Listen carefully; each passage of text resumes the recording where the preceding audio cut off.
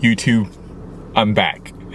Yeah, I haven't made one of these videos in a while, but it's been, let's see, a month. The last video we made was surviving financial stress as a parentpreneur. Ain't that the truth? This is really just gonna be a casual video. The next one, so if you're not here for the casual vibes, the next one is going to be much more business oriented, all the things.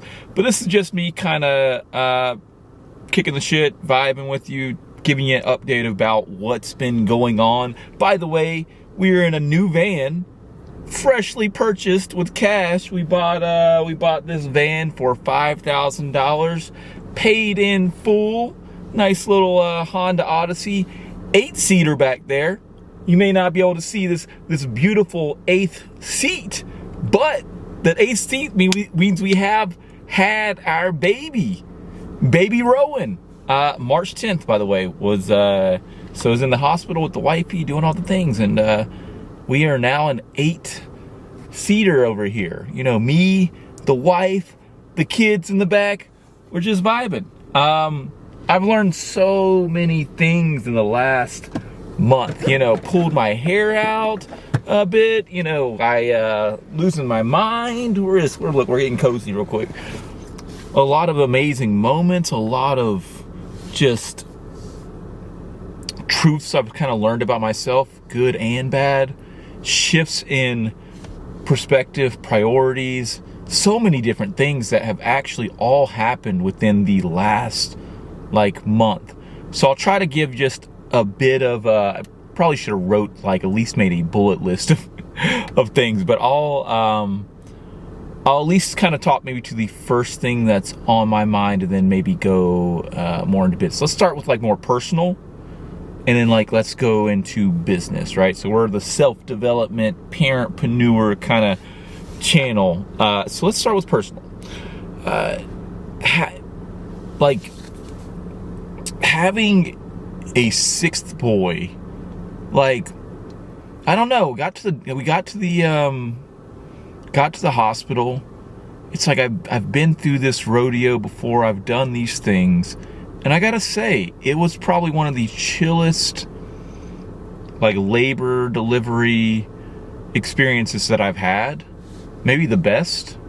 I went in with it differently this time.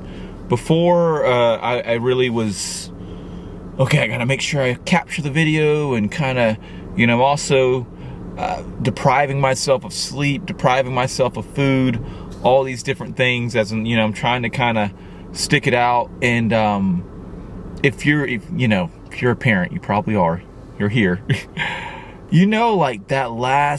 That right after the baby is born, it is probably the hardest 12 hours of your life. Everything gets easier past that. But here's what really happens a lot of times, at least I've found in my own experience, me and Laura's experience. It's on mom's side and dad's side. I'm going to speculate on mom's side, but for dad's side, right, you go in, you're there for a good, maybe 24 hours or ish, 12 hours, 24 hours ish, whatever. And a lot of times you go without eating because mom's not eating. And so you're pretty tired, pretty famished. You also are kind of up. You're not really sleeping because of, you're okay, you catch a little nappy nap, but you're just trying to kind of be aware, okay, if mom goes in labor, okay, I'm cool, I'm up. And after 12 hours, 18 hours, whatever the amount of time that's passed by, your body is still worn down, but you still have to have, you still have to do you still have to be ready for labor. And usually it's when you're right about to actually go to bed, and okay, we'll call it tomorrow. That's when it actually happens. So then you have the baby, and that's cool, that's amazing, that's crazy. And then after that is where the real kicker comes, because everybody leaves, they take you up to your room. And now it's mom's super tired from having baby, and you're super tired from being support, the support animal. But somebody's got to watch the baby, right? So you got to take shifts. So how me and Laura usually do is we'll do 1 hour, 1 hour, 1 hour, 1 hour, and then like by the time we have enough sleep, then we can switch to 2 hours, 2 hours, 2 hours type of thing, and eventually like to 4. I gotta say, Laura was the goat. She it was definitely not exactly a 1-to-1 type of thing. She's like, it's okay, I got it, you know. I was cooked. I was absolutely cooked. It was like 1 a.m. by the time we got up to our room. We ended up ordering wings, you know, for the wings, celebratory wings. I was able to get the wings. I think what was it? The time of birth. Don't quote me, because I probably got this wrong, but it's like, I think 9:50, 10 o'clock, one of those. It was something around there. But I was able to DoorDash some wings to the spot. And but we weren't able to chow down until those wings till like 12:30. It was just like all the things. But once you kind of get past that like back and forth thing, like then you get a little bit of sleep. Then it's, you know, then then it's like, oh, it's a newborn. Oh my God, look how Bell. Oh my God, look how cute. He's cute. He's adorable. So have things changed in the household? Like how have things changed in the household since having a newborn? For me, not that much. I gotta say again, Laura's the goat. I've been getting pretty normal sleep. You know, I've been getting okay sleep, I should say. My duty has been like more on like keeping our other kids alive. Like they have crazy asthma attacks in the middle of the night, and so like she's on like baby duty of like listening for that baby cry, oh, boop, boop, boop. And then she's like able to kind of take care of that, and then I'm over here listening for like the coughs, the wheezing, like about to throw up coughs in the house. And so I'm like rushing to go to the nebulizer, get it plugged up before you like pass out. Titan and King are really, really bad with asthma, especially at night. So that's kind of been my dance. But it's cool. It's a vibe. Super happy. Happy with the name too. Good with the name. All the kids are doing pretty good. Like most of them are like, oh my God, it's a new baby in the house. The only one that's maybe not exactly as excited might be Lux. You know, he's now not the baby anymore, which makes sense. Let's see, what else? Again, like this is just a chill, casual-ish video, getting back on the grind, back on the thing. Let's see. Let's talk about YouTube. And then I'm going to talk about the business. Okay, we're shifting a bit. We're just a small shift on the YouTube. So still for busy parentpreneurs, me too, right here. But I want to shift this channel more into a journey-based channel versus a how you do X type of thing. Like, I want to absolutely give tactical advice based on my experiences and my fuck ups and my scars and all that. And I'd rather it be more of a personal, like, hey, I spent 1,000 hours fucking this up so you don't have to, versus this is how you do X, Y, Z. Do you guys get that shift? It's more like, I'm not telling you exactly how to do it, but if you want to take some of my advice, you know, and I'm also not saying that I've all the time have figured something out, but I'd like it to feel more like a journey versus me already being at the destination, because I'm not. You know, I'm not anywhere where I feel as though I want to be, or at least with the goals that I have as far as a parentpreneur. I feel like I'm still early on this journey, even though we've been on this journey for like almost like 16 years now.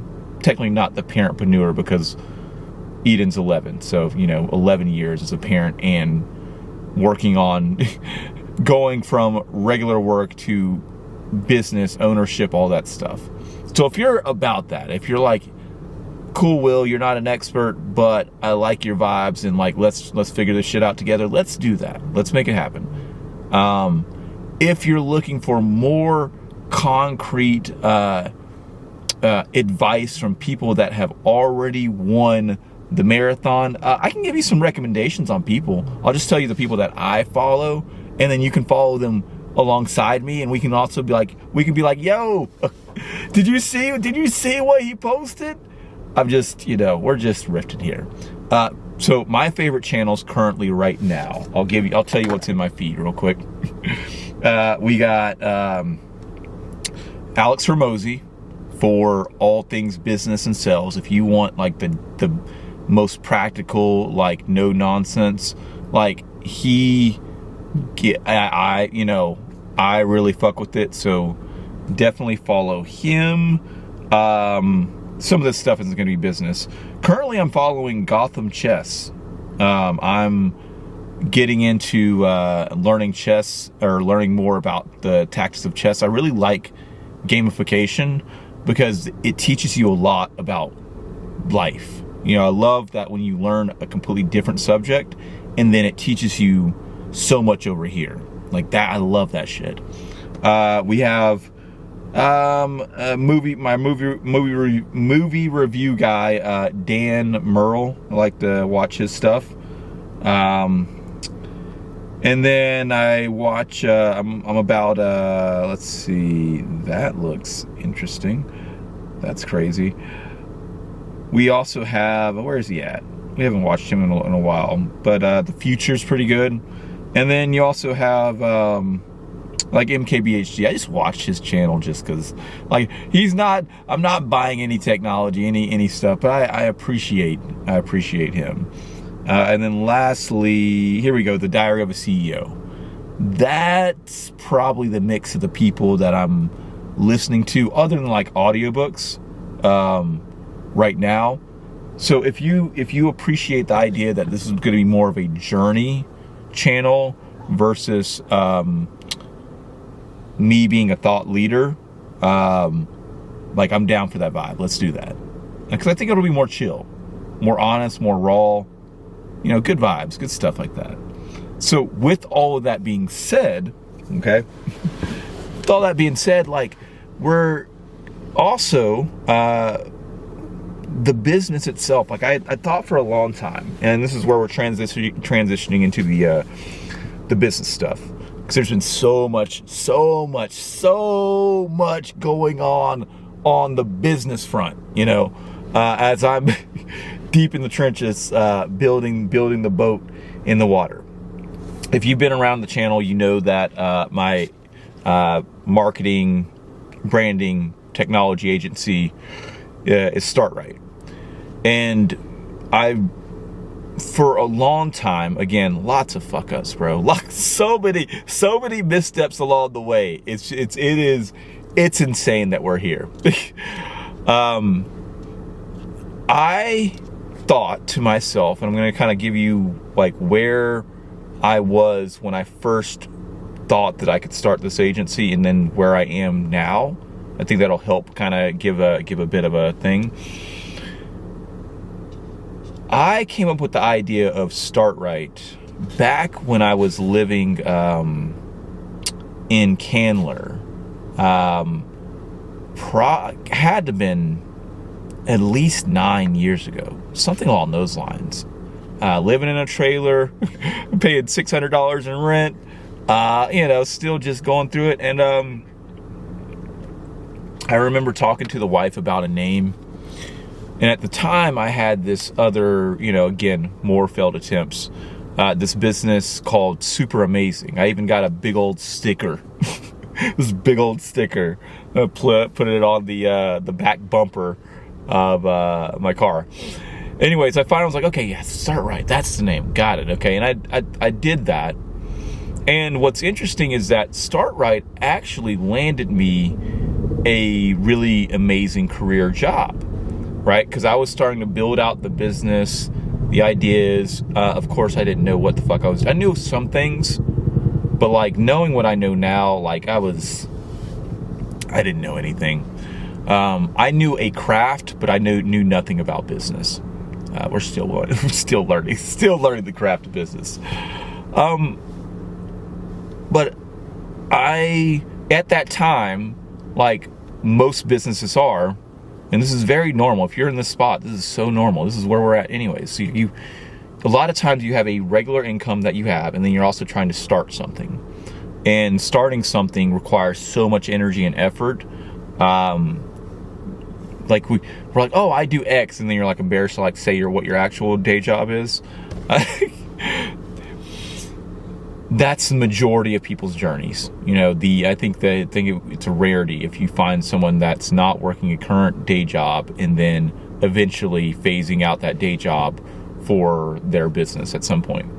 Anyways, we ended up landing a job over at New Human. Again, this is like 7-8 years ago, 9 years, I don't know, something along those lines. And the reason why I got that job, one was I had also had a portfolio of work I'd done before. I'd worked at King Bio, which was very close to like natural, like holistic wellness stuff. But I remember Joda being super impressed about like this event that I was gonna hold, right? By the way, this is like my first event that I was gonna hold. I was building this shit in the water, just building it in the water. And it was on my website, it was listed. It was like, you know, I can't remember the exact wording of it, but it was like the Start Right, I can't remember the name of the event that I was gonna make happen. But I remember her being impressed by that, and also the people that I was gonna have there, and then also my portfolio, and also that I'd worked for King Bio, and I ended up landing a job at New Human as their creative director. And that, like I've talked about it many times, that's been the best job that I have ever had in my life. You know, the creative freedom that I had, the team there, so much from working with $1 million business owners. Like, you just learn so much. I could have absolutely learned a lot more if I had known what I know now. There's so much more that was there. There was so much gold to be learned. I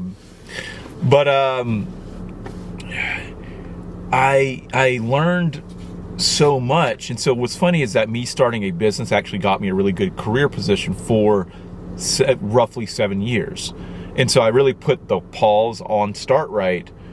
You know, I was continuing to learn and continue to do like little side freelance projects, but like there's like side freelancies, you know, projects, and there's like actually trying to build the business, make a business out of this.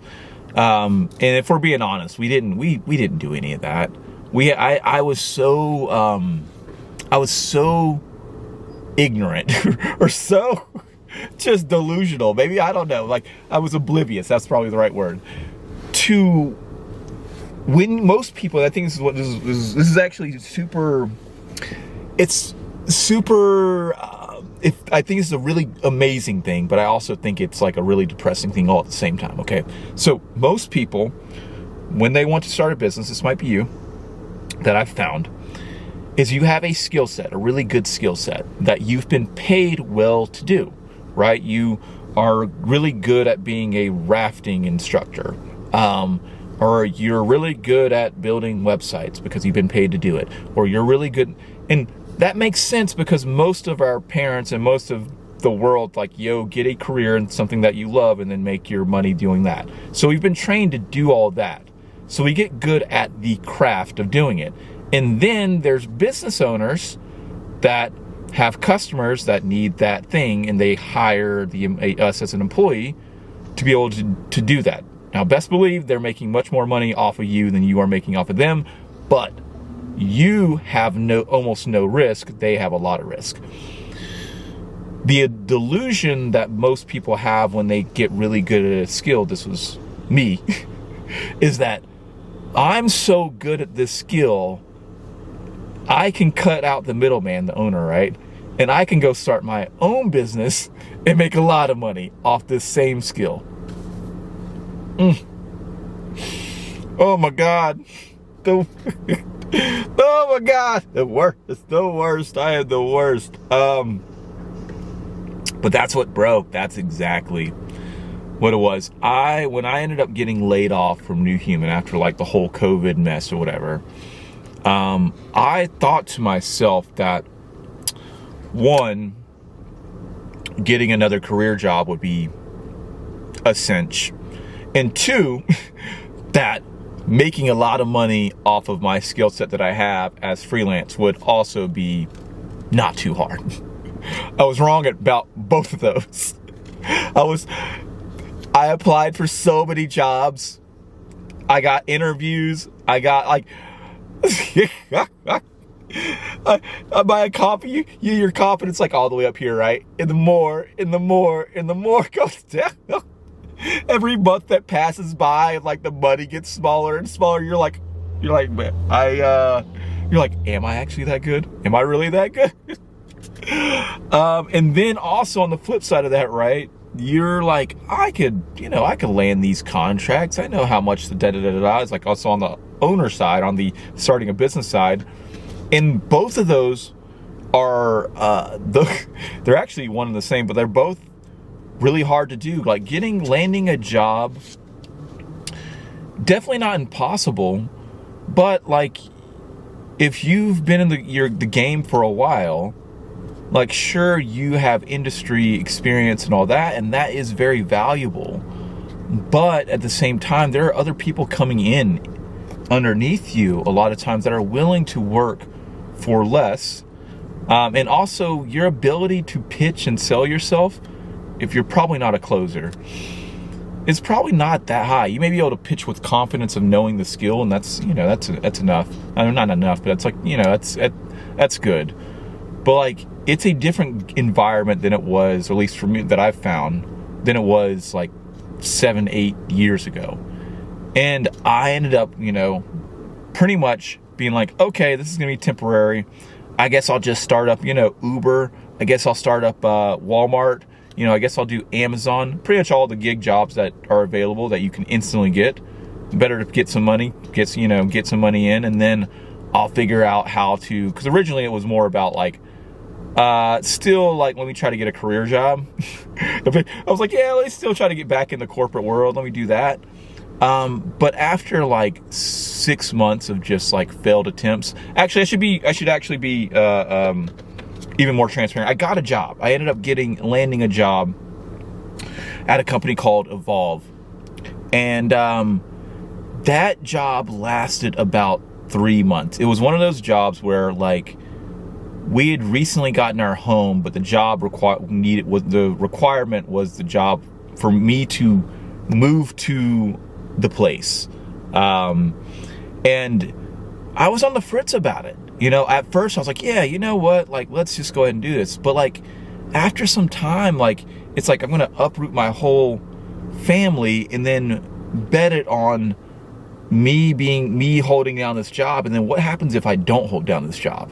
Then all of a sudden, like, we uprooted, moved the whole house type of thing, had to do the thing. Like, the risk of it was major. And then also, like, the company dynamic, it definitely wasn't New Human. I will say this though. I think, to be fair on my own part, right? This video is all about shit talking ourselves. Like, I don't think that I realized what, I don't want to say hard work was, but I think I thought I worked harder than I did. I think because I had so much leverage over time with New Human, because I had learned all the systems, things that I could do things in 15 minutes or whatever minutes because I had all the knowledge, right? It was really easy for me to execute. But when you start from scratch with a new company, like, there's so much more stuff that has to be learned. And so your learning curve, you have to just technically work harder. And,